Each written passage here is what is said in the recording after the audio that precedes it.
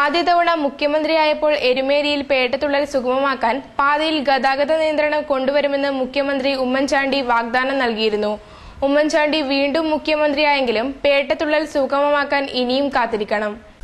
ആദ്യ തവണ മുഖ്യമന്ത്രിയായിരുന്നപ്പോൾ എരുമേലിയിലെത്തിയാണ് ഉമ്മൻചാണ്ടി പേട്ടതുള്ളൽ പാതയെ വിശുദ്ധ പാതയായി പ്രഖ്യാപിച്ചത്.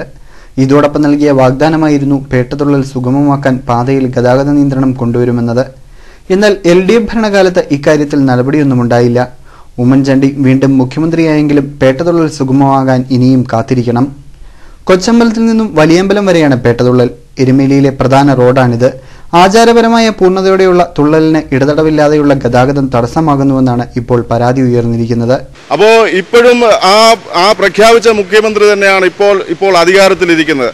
അപ്പോൾ അദ്ദേഹം ഇപ്പോഴും അധികാരത്തിലിരിക്കുമ്പോൾ ഈ ഒരു അയ്യപ്പന്മാരനുഭവിക്കുന്ന ഈ പേട്ടതുള്ളൽ പാതയിൽ അയ്യപ്പ ഭക്തന്മാർക്ക് ഭയരഹിതമായിട്ട് പേട്ടതുള്ളൽ കർമ്മം അനുഷ്ഠിക്കാൻ സാധിക്കുന്നില്ല എന്നുള്ള പ്രധാന പ്രശ്നം പരിഹരിക്കപ്പെടാതെ നിൽക്കുന്നു.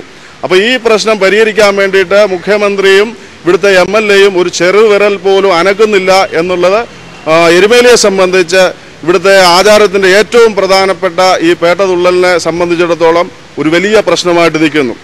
മുഖ്യപാതയായതിനാൽ ഗതാഗത നിയന്ത്രണം ഏർപ്പെടുത്തുന്നത് പ്രായോഗികമല്ലെന്നാണ് അധികൃതരുടെ ഭാഷ്യം. ഇത് ഗതാഗത പ്രശ്നങ്ങൾ സൃഷ്ടിക്കുമെന്നും ഇവർ പറയുന്നു. എന്നാൽ അധികൃതരുടെ നിലപാട് ശരിയല്ലെന്നും അയ്യപ്പ ഭക്തന്മാരോടുള്ള അവഗണനയാണ് ഇത് വ്യക്തമാക്കുന്നതെന്നും പ്രതിഷേധമുയർത്തിയവർ ചൂണ്ടിക്കാട്ടുന്നു. പൂർണ്ണതയില്ലെങ്കിലും വാഹനങ്ങൾക്കിടയിലൂടെ പേട്ടതുള്ളി സംതൃപ്തി നേടുകയാണ് അയ്യപ്പ ഭക്തർ.